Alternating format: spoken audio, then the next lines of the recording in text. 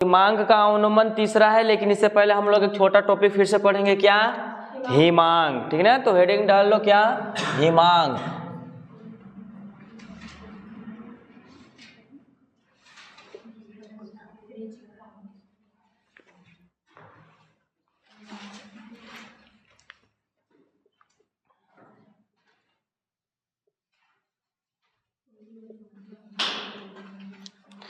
जिसको हम लोग क्या बोलेंगे?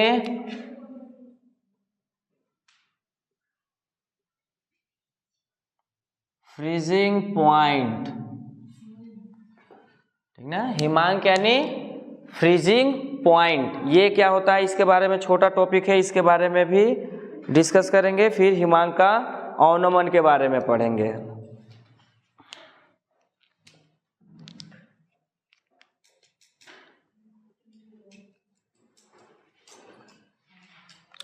हेडिंग हो गया। अब देखो हिमांक का अवनमन क्या होता है, यानी हिमांक, पहले हिमांक का अवनमन समझने से पहले हिमांक समझते हैं क्या है? Freezing point. ठीक ना, तो फ्रीजिंग पॉइंट क्या होता है? ये रहा तुम्हारा एक ठोस और एक रहा तुम्हारा क्या? द्रव। ठीक ना, अब हम लोग हिमांक है तो हिमांक क्या करेंगे? द्रव से किस में बदलेंगे?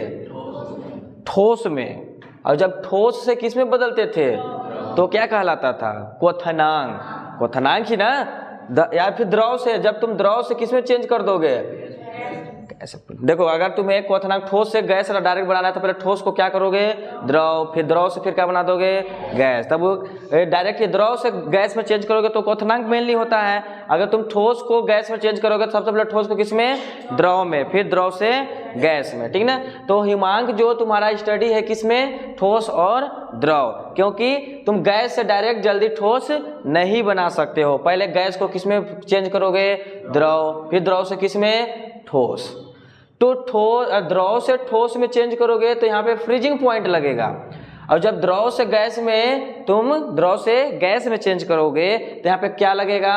बॉइलिंग पॉइंट लगेगा। ठीक ना, तो क्या है तुम्हारा कि वह ताप, इसमें भी आएगा, ऐसा ताप रहेगा, एक ऐसा ताप रहेगा कि द्रव का वाष्प दाब और ठोस का वाष्प दाब दोनों क्या रहेगा? बराबर रहेगा। तो वही ताप क्या कहलाएगा? हिमांक कहलाएगा। यहाँ पे कंफ्यूजन क्या है? द्रव का क्या ऐसा ताप रहेगा जो द्रव का क्या रहेगा? द्रव का क्या रहेगा? वाष्प दाब। और किसका? गैस का भी क्या? ठोस का भी क्या? वाष्प दाब। जब दोनों का आपस में क्या हो जाए? बराबर हो जाता है तो वही ताप क्या कहलाता है? हिमांक कहलाता है। जैसे में हम ले लेते हैं बर्फ, क्या ले लेते हैं? बर्फ ले लिए। ठीक ना, बर्फ ले लिए। और इसी का क्या ले लेते हैं? इसी का ले लिए। बर्फ का क्या ले लिए? जल ले लेते हैं। जल बोले तो क्या? द्रव की अवस्था में, वही चीज। ठीक ना, तो बर्फ के अवस्था में भी तो इसका क्या होगा? कुछ न कुछ क्या होगा? वाष्प दाब होगा कि नहीं? बर्फ के, यानी बर्फ क्या है? बर्फ क्या है? बर्फ क्या है? ठोस। तो बर्फ जब ठोस है तो इस अवस्था में कुछ न कुछ इसका क्या होगा? वाष्प दाब। दोनों बराबर नहीं। ठीक ना, ये देखो, मतलब कि बर्फ क्या है? बर्फ अभी क्या है? ठोस। ठोस का भी बोले तो बर्फ का भी कुछ न कुछ क्या होगा? वाष्प दाब। इसका भी क्या होगा? वाष्प दाब। ना के बराबर ही सही, मतलब कुछ न कुछ तो होगा, कुछ न कुछ होगा ही होगा, कुछ न जरूर होगा। अब देखो द्रव, द्रव देख लो। ठीक ना, जब द्रव को अब द्रव का भी क्या होगा? द्रव का क्या होगा? वाष्प दाब तो बर्फ की अपेक्षा अधिक होगा। तो जब इसे तुम क्या करोगे? इसे तुम क्या करोगे? फ्रीज करोगे। धीरे धीरे क्या करोगे? क्या करोगे? फ्रीज करोगे। तो ये क्या होगा? इसके कण क्या होंगे? पास पास में आएंगे तभी तो फ्रीज होगा ना। द्रव में थोड़ा थोड़ा क्या होता है? कण दूर। जब फ्रीज करोगे तो इसके कण क्या आएगा? पास। धीरे धीरे ठोस बनेंगे और एक समय ऐसा आएगा कि बर्फ बन जाएगा। अब बर्फ के वाष्प दाब के बराबर दिखेगा कि नहीं? ये पॉइंट है तुम्हारा क्या? हिमांक। ये पॉइंट था तुम्हारा हिमांक। मतलब वही सेम, ये उसी का बर्फ अवस्था ले, मतलब उसी का ठोस अवस्था लेना है और क्या लेना है? द्रव अवस्था। ये नहीं कि ये दूसरा ले लिए और ये दूसरा ले लिए। ठीक है ना, सेम रहेगा। अगर बर्फ का कुछ न कुछ क्या होगा? वाष्प दाब, मतलब नथिंग के बराबर ही सही, कुछ न कुछ होगा। और फिर क्या ले लिए? द्रव ले लिए। द्रव का वाष्प दाब क्या होगा? द्रव का वाष्प दाब काफी अधिक होगा। किसके रिस्पेक्ट? जब इसे तुम धीरे धीरे क्या करोगे? इसे धीरे धीरे क्या करोगे, फ्रीज करोगे तो इसके कण क्या होंगे, का पास आएंगे, वो क्या बनने लगेंगे, बर्फ बनने लगेंगे। क्या एक समय ऐसा आएगा कि ये वाला द्रव ये बर्फ के बराबर होगा कि नहीं, और जब ये वाला द्रव ये बर्फ के बराबर होगा तो जितना ये वाष्प दाब दे रहा है वो भी ये क्या देगा, वाष्प दाब देगा। तो यही जो पॉइंट, यही जो ताप आएगा, यही जो टेम्परेचर आएगा, वही क्या कहलाएगा, हिमांक कहलाता है, यानी फ्रीजिंग पॉइंट, यानी वह ताप जिस पर ठोस और द्रव का वाष्प दाब क्या हो जाते हैं, बराबर हो जाते हैं, क्या कहलाते हैं, फ्रीजिंग पॉइंट कहलाते हैं, यानी हिमांक कहलाते हैं। यहाँ पे द्रव का वाष्प दाब और ठोस का वाष्प दाब के मतलब क्या है, इसे जब तुम लोग किसे तुम लोग फ्रीज करोगे, इसे तो जल्दी फ्रीज अब नहीं करोगे, ये ऑटोमेटिक ठोस हो चुका है। अब ठोस की अवस्था में ये कुछ न कुछ क्या दिया होगा, वाष्प दाब ना के बराबर ही सही, न कुछ होगा। अब जब कुछ न कुछ होगा और तो फिर उसे वही उसी द्रव का क्या करोगे, फिर धीरे धीरे फ्रीज करोगे, फ्रीज करने से वो क्या बनेगा, ठोस। तो ये ठोस और ये भी द्रव क्या बन गया, ये भी द्रव क्या बन जाएगा, एक समय ठोस। तो इसका वाष्प दाब और इसका वाष्प दाब दोनों का आपस में जब बराबर हो जाएगा तो वही टेम्परेचर क्या कहलाएगा, हिमांक कहलाता है। ठीक है ना, चलो डिफाइन करो, लिखो, वह ताप जिस पर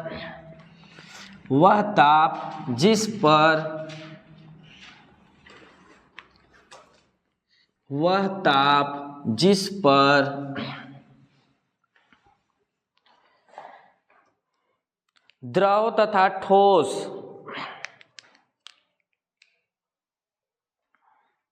या फिर क्या लिखे, वह ताप जिस पर द्रव का वाष्प दाब और ठोस का वाष्प दाब बराबर होते हैं, वह ताप जिस पर द्रव का वाष्प दाब ठोस के वाष्प दाब के बराबर होते हैं, हिमांक कहलाते हैं, हिमांक कहलाते हैं। यानी वह ताप जिस पर ठोस और द्रव का वाष्प दाब दोनों अवस्थाओं में क्या होते हैं, बराबर होते हैं, क्या कहलाते हैं, हिमांक कहलाते हैं। ये बारीकी पॉइंट है, इसे याद रखे रहना, ठीक ना। अब हम लोग क्या पढ़ेंगे, हिमांक का औनमन, हेडिंग डाल लो अब, हिमांक का औनमन, हिमांक का औनमन, हिमांक का औनमन, जिसको हम लोग क्या बोलेंगे, डिप्रेशन ऑफ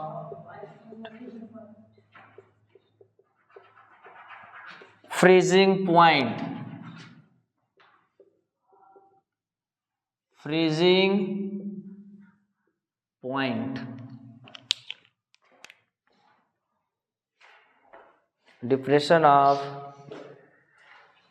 फ्रीजिंग पॉइंट।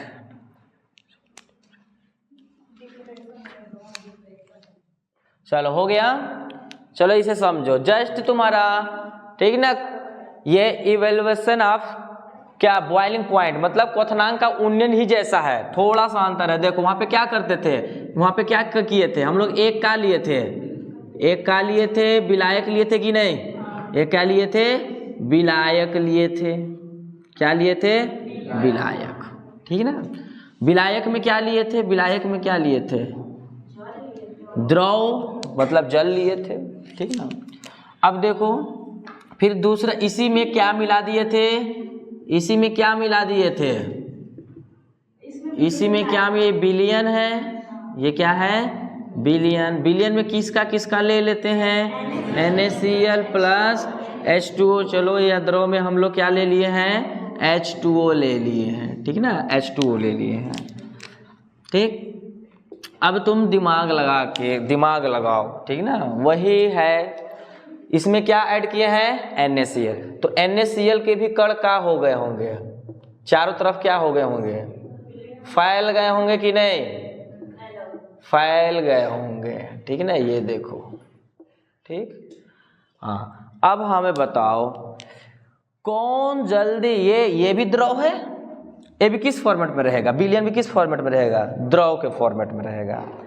कौन जल्दी ठोस में बदल जाएगा? ठोस में जल्दी कौन बदल जाएगा? थोड़ा दिमाग लगाओ। ठोस में चेंज करना है, ठोस में ये जल्दी चेंज हो जाएगा या ये चेंज हो जाएगा? मतलब जिसको ठंडा करोगे तो ये जल्दी फ्रीज हो जाएगा या ये फ्रीज हो जाएगा? दिमाग लगाओ। विलायक हो जाएगा। सोच लो, एक बार फिर से सोच लो। फ्रीजिंग का मतलब क्या होता है? कणों को पास आ जाना। क्यों? फ्रीज का मतलब क्या होता है? कणों का पास हो जाना। जो जितना पास रहेगा वो ज्यादा मजबूती से फ्रीज होकर के किस में चेंज हो जाएगा? ठोस। तो ये ना होगा, इसमें एक्स्ट्रा क्या डाल दिए हो? NaCl। तो ये सब कण के बीच में कौन आ गया? फिर इस कण के बीच में NaCl का और कण आ गया, तो ये और स्ट्रॉन्ग सॉलिड बन जाएगा। मतलब बनेगा ये भी सॉलिड और बनेगा ये भी, लेकिन फास्ट कौन बनेगा? विलयन। क्योंकि इसे ज्यादा टेम्परेचर देना पड़ेगा ना क्वथनांक के लिए, उबलने के लिए ज्यादा, तो फ्रीज होने के लिए क्या? कम देना पड़ेगा। क्यों? कॉन्सेप्ट समझ में आया? इसको क्या करोगे फ्रीजिंग करने के लिए? फ्रीज करने के लिए इसको और टेम्परेचर को क्या करना पड़ेगा? घटाना पड़ेगा तुम्हारा, ठीक ना? या ये रहा तुम्हारा, ठीक ना? तो मतलब अब देखो, तो जिस प्रकार अब वाष्प दाब में इसका किसका, अच्छा ये भी एक क्वेश्चन बता दो, पीछे पढ़ चुके हो, किसका वाष्प दाब अधिक है? इसका वाष्प दाब अधिक है। इसका क्या है वाष्प दाब? तो मतलब वाष्प दाब में क्या हुआ? कमी। तो उसी प्रकार हिमांक में भी क्या हो गया? कमी। वृद्धि नहीं हुआ, हिमांक में क्या हो गया? कमी। किसमें? कमी। इस कमी हुआ। अवनमन का मतलब क्या हुआ? कमी। और इसमें क्या हुआ? कमी। इसका भी मतलब क्या हुआ? कमी ना हुआ, कमी। देखो अवनमन का मतलब क्या होता है? कमी। तो इसके हिमांक में क्या हुआ? कमी की वृद्धि? कमी हो गया। देखो पहले जितना टेम्परेचर पे ई क्या बदलता था? क्या बदलता था? ठोस में जिस टेम्परेचर, मान लो अगर हम लिए कितने डिग्री पे ये ठोस में बदलता है? 0 डिग्री सेल्सियस पे क्या होने लगता है? जल लिए हो 0 डिग्री सेल्सियस पे क्या होने लगता है? ठोस में, यानी बर्फ बन जाता है, ठीक है ना? बर्फ बनने लगता है। तो अब जैसे इसका क्या हो गया? इस क्या हो गया? ये क्या हो गया? इसमें जैसे ही NaCl को क्या किए? ऐड किए, वो क्या हो गया? इसके केस में हिमांक में और क्या हो जाएगा? कमी। मतलब ये ज्यादा, ये जल्दी से क्या हो जाएगा? जल्दी से ठोस में बदल जाएगा। इसको कितना देना पड़ रहा है? 0 डिग्री सेल्सियस। तो इसको क्या करना पड़ेगा? इसको क्या करना पड़ेगा? जैसे ही इसको थोड़ा सा ठंडा लगेगा, इसको क्या इसमें चेंज हो जाएगा? ठोस अवस्था में चेंज हो जाएगा। कुल मिला के इसके कण पास हो जाएंगे, तो जल्दी क्या हो जाएगा? हिमांक में क्या हो जाएगा? कमी हो जाएगा। मतलब जितना टेम्परेचर ये मांग रहा है उतना टेम्परेचर ये नहीं मांगेगा, कमी हो गया। यानी इसमें हिमांक का क्या हो गया? कमी। तो अधिकता किसका हुआ? अधिकता विलायक का। तो कमी कैसे निकलेगा? कमी कैसे निकलेगा? इसमें से इसको घटाकर कि इसमें के इसको घटा करके, जैसे पीछे लिखा देते हैं। हाँ, विलायक में से विलयन को घटाओगे ना, क्योंकि इसका क्या है? अधिक ना है, इसका क्या है? ठीक ना? और इसको हम लोग किससे रिप्रेजेंट करेंगे? Delta TF। किससे रिप्रेजेंट करेंगे? डेल्टा TF से रिप्रेजेंट करेंगे। तो लास्ट में तुम्हारा डेल्टा TF कैसे निकलेगा उसका भी फार्मूला देख लेते हैं। क्या हो जाएगा इसका फार्मूला? हिमांक का अवनमन इक्वल, हिमांक का अवनमन इक्वल, मतलब अवनमन मतलब कमी, कुछ न कुछ कमी पाया गया। कमी कैसे निकालते हैं? बड़ा में से छोटा को घटाकर। तो बड़ा यहाँ पे कि कौन ज्यादा ले रहा था? हाँ, विलायक का, शुद्ध विलायक का ना, शुद्ध विलायक का हिमांक माइनस, फिर क्या हो जाएगा? विलयन का हिमांक। ठीक, अब इसको किससे रिप्रेजेंट करते हैं? हिमांक का अवनमन किससे रिप्रेजेंट करते हैं? Delta TF। शुद्ध विलायक को किससे रिप्रेजेंट करते हैं? T0F माइनस बिलियन का क्या हो जाएगा TF, ये देखो। अब पीछे क्वथनांक में क्या था, जस्ट उल्टा था, TB माइनस T0B। अब इसका क्या देख लेते हैं, ग्राफ, ठीक ना, ग्राफ समझना। अब इसी का ग्राफ देख लेते हैं। एक एक्सिस पे क्या ले लेते हैं, वाष्प दाब, यहाँ पर क्या ले लेते हैं, वाष्प दाब, और इधर क्या ले लेते हैं, इधर क्या लेते हैं, ताप, इधर क्या ले लेते हैं, ताप। ताप में क्या ले लेते हैं, ताप में क्या ले लेते हैं, हिमांक वाला ताप लेंगे, ठीक ना, हिमांक वाला ताप लेंगे हम लोग, ठीक ना। अब देखो, तो सबसे पहले हम लोग किसको फ्रीज करेंगे, द्रव को ना, किसको फ्रीज करेंगे, द्रव का वाष्प दाब, ठीक ना, द्रव का वाष्प दाब। चलो यहाँ पर मान लिए ये पॉइंट पर क्या है, द्रव का वाष्प दाब ये है, और ये टेम्परेचर पे उसका वाष्प दाब है। ग्राफ ऊपर जाएगा कि नीचे आएगा, नीचे आएगा ना, क्योंकि हम लोग क्या कर रहे हैं, फ्रीज कर रहे हैं, तो ये ऊपर नहीं भागेगा, ये कहाँ भागेगा, नीचे भागेगा, ठीक ना। तो ये रहा तुम्हारा कोई भी क्या रहा, द्रव रहा। वो द्रव को धीरे धीरे तुम क्या करोगे, द्रव को धीरे धीरे क्या करोगे, क्या करोगे, ठंडा करोगे। तो किस में चेंज हो जाएगा, लेट सपोज ये टेम्परेचर को क्या हो जा रहा है, वो क्या हो जा रहा है, ये तुम्हारा कौन है, शुद्ध विलायक, ये तुम्हारा कौन है, शुद्ध विलायक, शुद्ध विलायक है, ठीक है। अब देखो, अब जैसे ही किसको डाल दिए, NaCl को ऐड किए थे, तो इसका वाष्प दाब यहाँ मिल रहा था ना। तो बिलियन का कहाँ मिलेगा वाष्प दाब, कम की अधिक रहता है वाष्प दाब, बिलियन का वाष्प दाब कम रहता है, तो ग्राफ नीचे जाएगा ऊपर, वाष्प दाब ऊपर तो बढ़ता है ना वाष्प दाब। तो इसका विलायक का तो यहाँ पर है, तो बिलियन का कहाँ रहेगा, नीचे। तो इसी वही टेम्परेचर पे कहाँ रहेगा, ये देखो नीचे रहेगा कि नहीं, नीचे रहेगा उसका वाष्प दाब। ये देखो वाष्प दाब का हो गया, नीचे मिल गया। तो फिर उसे क्या करोगे, धीरे धीरे क्या करोगे, ठंडा करोगे। तो वो भी किस में चेंज होगा, वो भी किस में चेंज होगा, वो भी ठोस में जब चेंज होगा तो उसका ग्राफ नीचे ही भागेगा, ये देखो। ठीक, अब दोनों का उस टेम्परेचर पे फाइंड कर दो। ये रहा तुम्हारा कौन, ये टेम्परेचर हिमांक कहलाएगा, और ये वाला भी टेम्परेचर क्या कहलाएगा, हिमांक कहलाएगा। और ये तुम्हारा कौन है, ये तुम्हारा कौन है, ये तुम्हारा कौन है, बिलियन। तो ये रहा बिलियन, तो बिलियन का टेम्परेचर क्या कहलाएगा बताओ, बिलियन वाला TF कहलाएगा ना। और ये रहा शुद्ध विलायक, तो विलायक वाला क्या कहलाएगा, T0F। देख लो, ये यहाँ से यहाँ तक ही भाग रहा है, और ये यहाँ से यहाँ तक भाग रहा है। तो ये वाला कैसे निकलेगा, ये वाला बड़ा में से ये वाला घटा दोगे, मतलब T0F में से TF को घटा दोगे, तो T0F में से TF को घटा दी तो क्या निकल गया, क्या निकल गया, डेल्टा TF। यही से यही, ये देखो, यही जो आ रहा है, कमी आ रहा है किसमें, हिमांक का अवनमन, ठीक ना। चलो डिफाइन करो।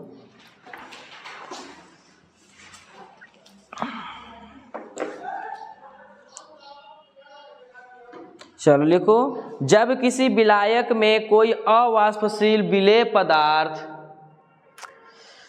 जब किसी विलायक में कोई अवाष्पशील विलेय मिलाते हैं या विलेय पदार्थ मिलाते हैं, जब किसी विलायक में कोई अवाष्पशील विलेय पदार्थ मिलाते हैं तो उसके वाष्प दाब में कमी के साथ साथ, तो उसके वाष्प दाब में कमी के साथ साथ, कमी के साथ साथ हिमांक में भी कमी होती है, हिमांक में भी कमी होती है। वाष्प दाब में कमी के साथ साथ हिमांक में भी कमी होती है। खड़ी पाई, हिमांक में इस कमी को, हिमांक में इस कमी को, हिमांक में इस कमी को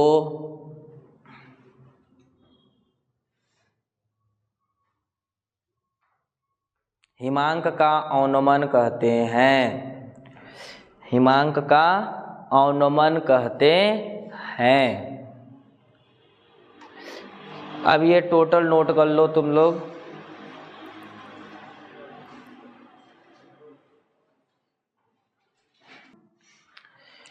चलो अब इसी के आगे क्या चलते हैं हम लोग, जस्ट वही प्रयोगों द्वारा, जैसे हिमांक में क्वथनांक में क्या पाया गया था, उन्नयन, उसी प्रकार हिमांक में भी अवनमन पाया जा रहा है, प्रयोग किया गया।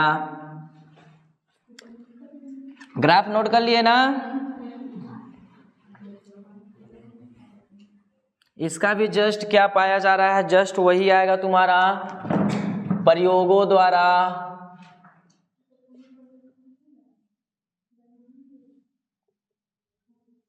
प्रयोगों द्वारा क्या पाया जा रहा है कि हिमांक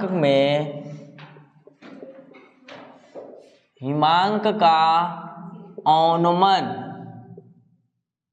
हिमांक का जो अवनमन है वो किसके समानुपाती है, किसके समानुपाती है, मोललता। जैसे वहां पर किसके क्वथनांक का उन्नयन था, उसी प्रकार हिमांक वाला ही है, ठीक है ना।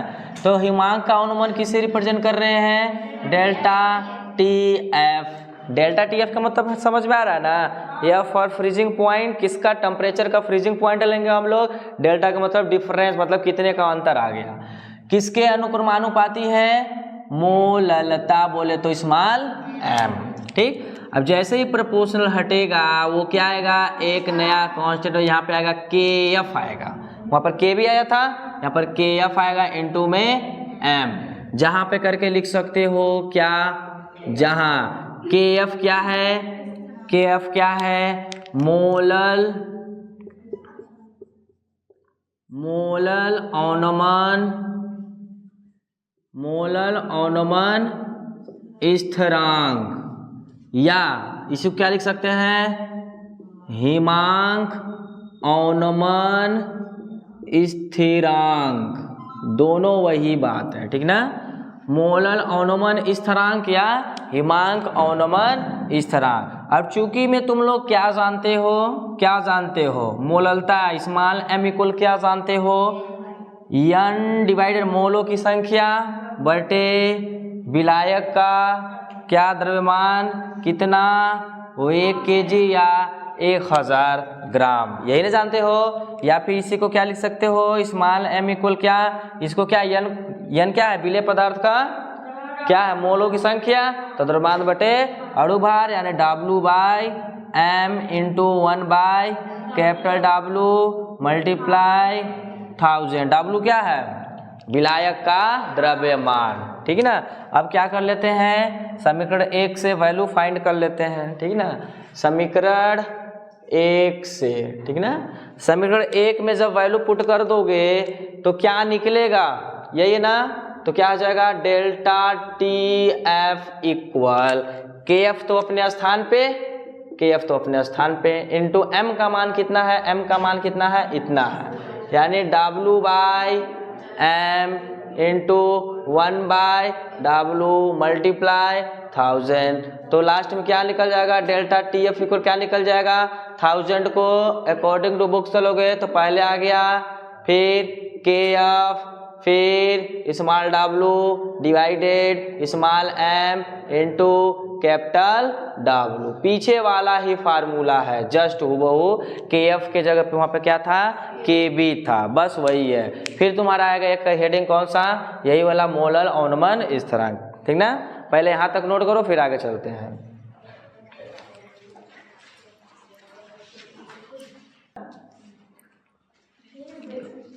अब इसी में क्या निकल गया है, डेल्टा टी एफ इक्वल निकल गया है, तो ये के एफ क्या है, के एफ क्या है, के एफ क्या है, मोलल अवनमन स्थिरांक। अब ये क्या होता है, इसका डेफिनेशन जस्ट हेडिंग डाल लो, मोलल अवनमन स्थिरांक, मोलल अवनमन स्थिरांक या हिमांक अवनमन स्थिरांक।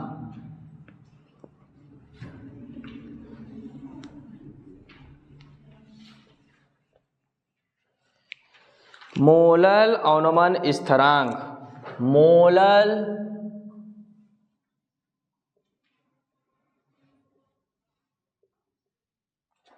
मोलल डिप्रेशन कांस्टेंट,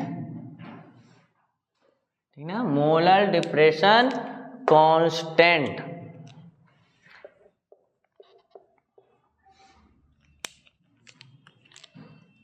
हो गया। देखो हम लोग क्या जानते हैं, ठीक ना, चूंकि डेल्टा टी एफ इक्वल क्या होता है, डेल्टा टी एफ इक्वल क्या होता है, हाँ 1000 into K F into small W by small M capital F, ठीक ना। अगर कैपिटल डब्लू का मान कितना ले लें 1000, और small W by capital small M का मान कितना ले लें 1 ले लेते हैं, तो डेल्टा टी एफ का मान कितना निकलेगा, क्या निकलेगा, के एफ निकलेगा, निकलेगा कि नहीं।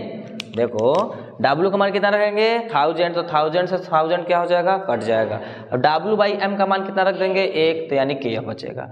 तो इससे क्या प्रूफ हुआ कि किसी विलायक के कहाँ कितना में 1000 ग्राम या 1 केजी में घुले हुए अवाष्पशील पदार्थ का कै मोल, अरे ये मोलों की संख्या ही न है, क्यों, W बाई एम बोले तो N ही तो है, मोलो 1 मोल घुले हुए विलेय पदार्थ जब घोल दिया जाता है तो उसके हिमांक में जितना कमी आता है, यही तुम्हारा क्या है, हिमांक में अवनमन यानी कमी, वही क्या है तुम्हारा मोलल अवनमन स्थिरांक। ये तुम्हारा डेल्टा टी एफ में जितना रहेगा उतना क्या है के एफ, डेल्टा टी एफ जितना आएगा वो इतना ही क्या रहेगा के एफ। कब 1000 ग्राम या 1 केजी में, 1 केजी में तुम कितना घोल दो, विलेय का 1 मोल जब घोल दिया जाता है तो उसके हिमांक में जितना अवनमन आता है वही तुम्हारा क्या होगा, मोलल अवनमन स्थिरांक होगा, ठीक ना। चलो डिफाइन करो, पहले इसे नोट करो फिर डिफाइन करना है।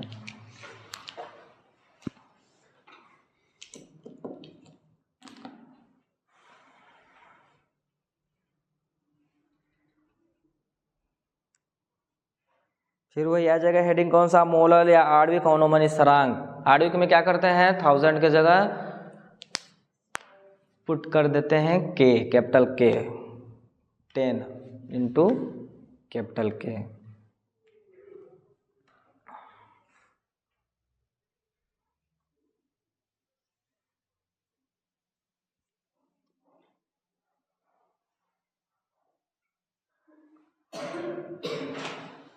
हो गया।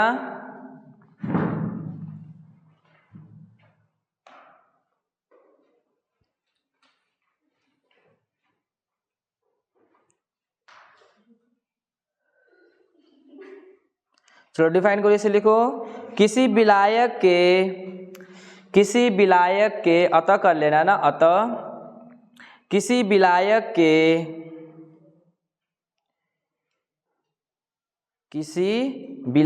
के 1000 ग्राम में 1000 ग्राम में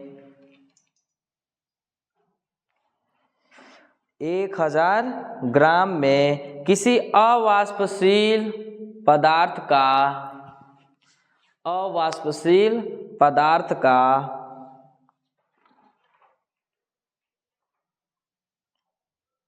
किसी अवाष्पशील पदार्थ का 1 मोल घोलने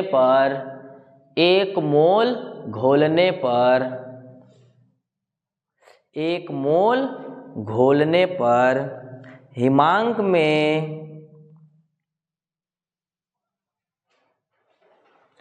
हिमांक में जो अवनमन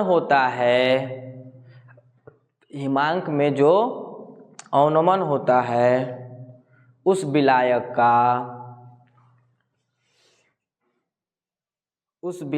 का मोलल अवनमन स्थिरांक कहलाता है।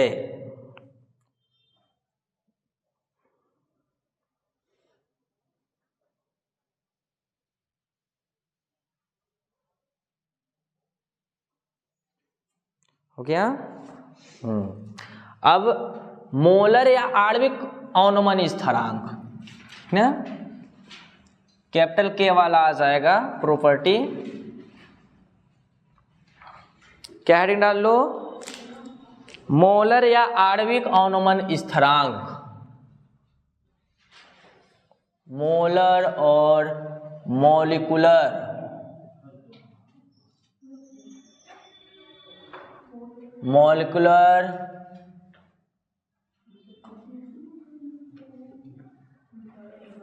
Depression constant.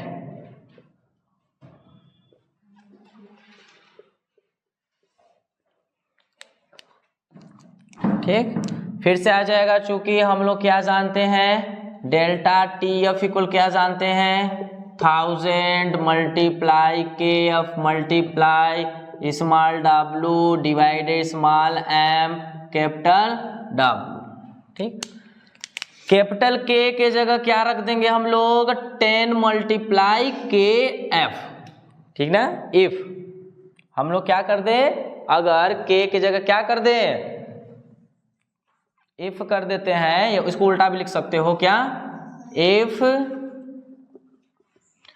10 into K F की इक्वल क्या पुट कर दे, कैपिटल के, तो डेल्टा टी एफ क्या आएगा, डेल्टा टी एफ क्या आएगा, 100 multiply capital K multiply small W divided M multiply capital W, ये आएगा।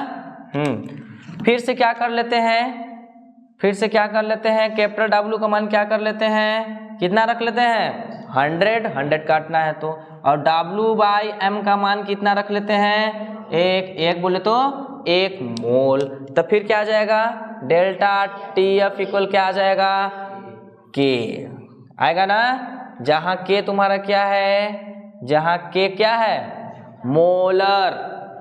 ठीक ना, मोलर ही है ना, मोलर या आणविक अवनमन स्थिरांक, जहां कैपिटल के इक्वल क्या है, मोलर अवनमन स्थिरांक।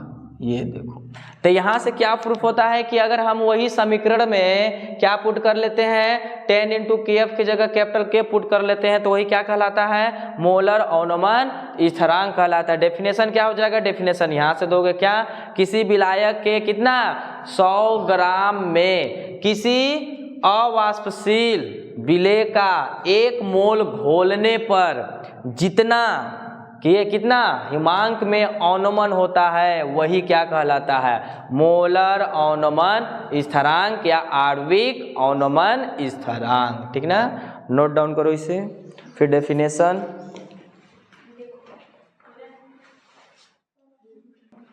इसी का डेफिनेशन जस्ट ना, किसका, मोलर और मॉलिक्यूलर डिप्रेशन कांस्टेंट। चलो नोट करो, किसी विलायक के 100 ग्राम में, किसी विलायक के 100 ग्राम में किसी अवाष्पशील विद्युत अन्न अपघट्य, या फिर किसी विलायक के 100 ग्राम में, किसी विलायक के 100 ग्राम में अवाष्पशील विलेय को घोलने पर, अवाष्पशील विलेय को, विलेय का 1 मोल ना जी, विलेय का 1 मोल घोलने पर, कट कर लेना, विलेय का 1 मोल घोलने पर, 1 मोल घोलने पर जो उसके हिमांक में अवनमन होता है, जो उसके हिमांक में अवनमन होता है,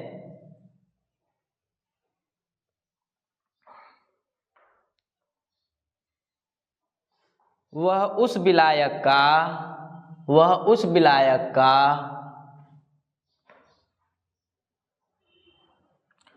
मोलर या आणविक उन्नयन स्थिरांक कहलाता है, मोलर या आणविक उन्नयन स्थिरांक कहलाता है।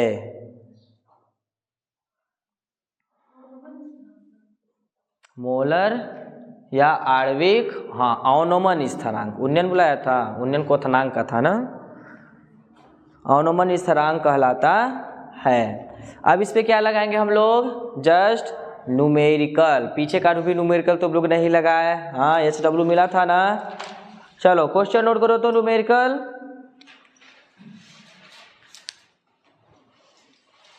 क्वेश्चन नोट करो, 45 gram ethylene glycol, 45 gram ethylene glycol ethylene glycol, bracket में लिख लेना क्या, C2H6O2, यह है ethylene glycol. 45 gram ethylene glycol को 600 ग्राम जल में मिलाया गया। 600 ग्राम जल में मिलाया गया। 600 ग्राम जल में मिलाया गया। खड़ी पाई, बिलियन के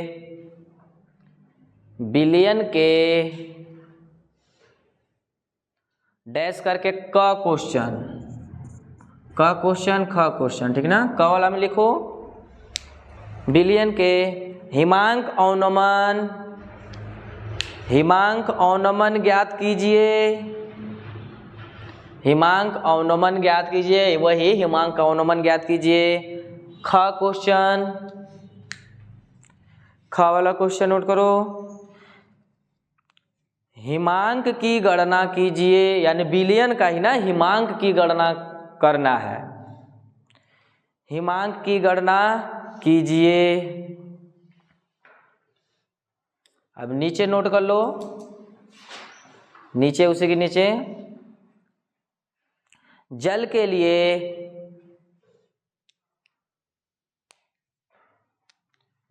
लिए KF इक्वल 1.86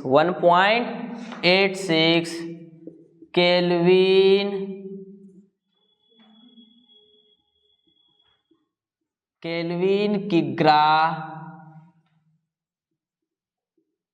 मोल इनवर्स, या प्रति मोल बोल सकते हो।